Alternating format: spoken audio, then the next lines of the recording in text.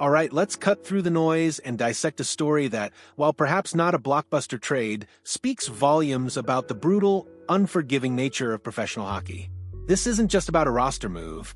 It's about the agonizing dance between raw talent and the relentless demands of the NHL, a dance that for one player has now reached its definitive, heartbreaking conclusion.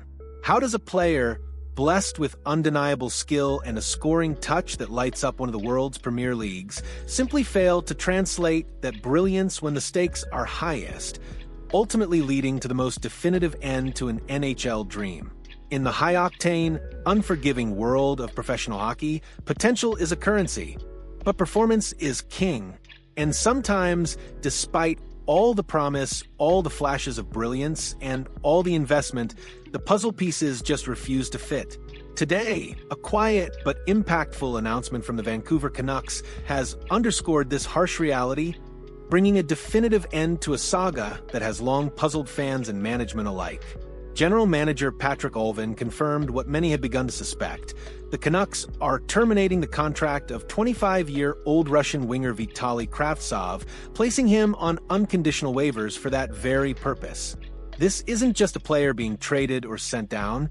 This is the ultimate severing of ties, a stark declaration that the organization has exhausted its patience, its resources, and its hope for a player who, on paper, possesses all the tools to succeed. It's a moment of profound disappointment, not just for Kravtsov, but for everyone who believed in his potential, who saw the glimpses of what could have been. It's a chilling reminder that in the NHL, the gap between talent and consistent impact can be a chasm, and sometimes, even the most gifted players simply cannot bridge it. The dream, for now, is over. Kravtsov's journey with the Canucks was, in hindsight, a brief and largely unfulfilled chapter. He arrived in Vancouver as part of a trade from the New York Rangers in February 2023, a move that, at the time, felt like a low-risk, high-reward gamble. The Rangers, who had drafted him 9th overall in 2018, had grown weary of his inability to consistently crack their lineup and produce. The Canucks, ever on the hunt for skilled wingers, hoped a change of scenery, a fresh start in a new organization, might unlock the immense talent that had made him such a highly touted prospect. His initial stint with the Canucks in the 2022-23 season was, unfortunately, a continuation of his struggles. In 16 games, he managed just 1 goal and 1 assist, hardly the offensive spark the team had hoped for. The flashes were there, a slick pass, a powerful shot, but they were too infrequent, too inconsistent to justify a regular spot in the lineup. This season, the story remained much the same. Kravtsov attended Vancouver's training camp in Penticton, British Columbia, a fresh opportunity to impress the coaching staff and earn a spot. But once again, he found himself on the outside looking in, ultimately assigned to the club's American Hockey League affiliate, the Abbotsford Canucks. In 10 games with Abbotsford, he recorded 1 goal and 3 assists. While not terrible numbers, they weren't the dominant, game-breaking performances expected from a player of his pedigree, a former top 10 draft pick trying to force his way back into the NHL. This AHL stint was meant to be his proving ground, his last chance to demonstrate he belonged. Instead, it became the final act before the curtain fell. What makes Vitali Kravtsov's NHL struggles so perplexing, so frustrating, is the stark, almost unbelievable contrast with his performance in the Continental Hockey League, KHL. For much of the last 2 seasons, when he wasn't attempting to make an impact in North America, Kravtsov was a bona fide star for Traktor Chelyabinsk in the KHL. Consider these numbers. During the 2024-25 campaign, he registered an astounding 27 goals and 31 assists across 66 games. That's 58 points in 66 games, a point-per-game pace that would make him an elite offensive force in any league. This isn't just good, it's dominant. It's the kind of production that screams top-line winger, power play specialist, game changer. So, how do you reconcile these 2 vastly different realities? How can a player be so prolific, so consistently effective in one of the world's top professional leagues, only to appear lost, hesitant, and largely ineffective in another? This is the core enigma of Vitali Kravtsov's career, a puzzle that has stumped 2 NHL franchises. The differences between the KHL and the NHL are significant, of course.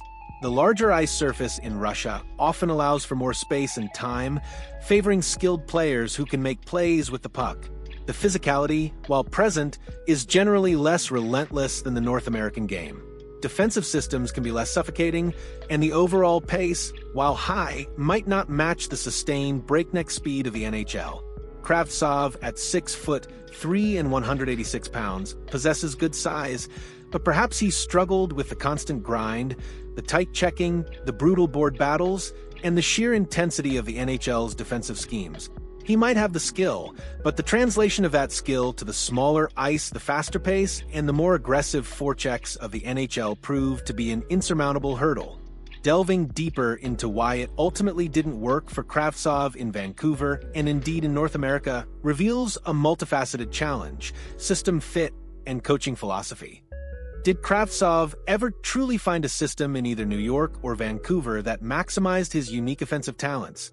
Or was he constantly being asked to play a more structured, defensively responsible game that stifled his creativity and confidence? The NHL demands a 200-foot game, and while Kravtsov showed flashes, his defensive commitment and consistency were often questioned. Physicality and adaptation. Despite his size, Kravtsov often appeared to struggle with the physical demands of the NHL. He wasn't consistently winning puck battles along the boards, nor was he driving to the net with the same assertiveness seen in his KHL highlights. The constant body contact, the relentless pressure from opposing defenders seemed to wear him down and limit his ability to make plays. Mental fortitude and confidence. Being a top 10 draft pick comes with immense pressure. When initial struggles mount and you're constantly being sent down or scratched, it can chip away at a player's confidence.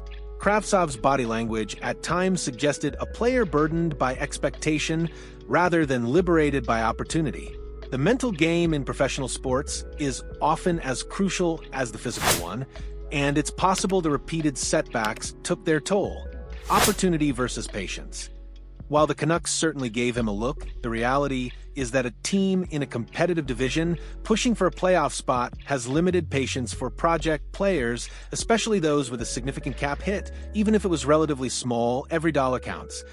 There's a fine line between developing talent and needing immediate results. For Kravtsov, the Canucks simply ran out of time and patience. Roster crunch and asset management. The Canucks, under Patrik Allvin, are meticulously building a roster designed for sustained success. Every roster spot, every contract is a valuable commodity. Holding onto a player who wasn't consistently contributing at the NHL level, especially one with a history of struggles, becomes an inefficient use of resources. Terminating his contract frees up a spot and allows the team to pursue other options, whether through free agency, trades, or by promoting other prospects who are showing more immediate readiness. The impact on the Canucks. Moving forward for the Vancouver Canucks, this decision, while perhaps difficult on a human level, is a clear-cut business move. It signals a definitive end to a failed experiment, allowing the team to move forward without the lingering questions and what-if surrounding Kravtsov. It clears a roster spot, providing flexibility for future moves. It also sends a message within the organization. Performance at the NHL level is paramount, and while potential is valued, it must eventually translate into tangible results. This move underscores the Canucks' commitment to building a competitive, no-nonsense roster. They are not interested in carrying passengers or waiting indefinitely for a player to figure it out. They need players who can contribute consistently night in and night out, and Kravtsov, despite his KHL heroics, simply wasn't that player for them in the NHL. For Vitali Kravtsov, the immediate future is uncertain in North America. A contract termination makes it highly unlikely another NHL team will take a flyer on him in the short term. The most probable path forward for him is a return to the KHL, where he has consistently found success and comfort. He is a star in that league, a dominant offensive force, and a return to that environment would allow him to play a prominent role, score goals, and perhaps rediscover the joy in his game. Could this be the final chapter of his NHL dream? It's certainly possible. The path back from a contract termination is arduous, requiring a player to completely reinvent themselves and prove their worth all over again.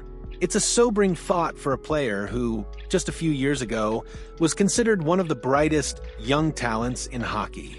His story is a poignant reminder of the fine line between being an elite player in one league and struggling to find your footing in another, a testament to the unique and brutal demands of the National Hockey League.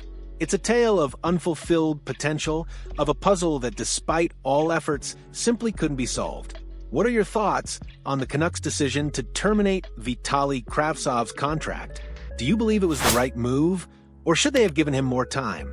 And what do you think this says about the differences between the KHL and NHL? Share your insights and perspectives in the comments below. Let's discuss this fascinating, albeit somber development. And if you found this deep dive into the complexities of player development and roster management insightful, please hit that like button and subscribe for more unfiltered analysis of the hockey world.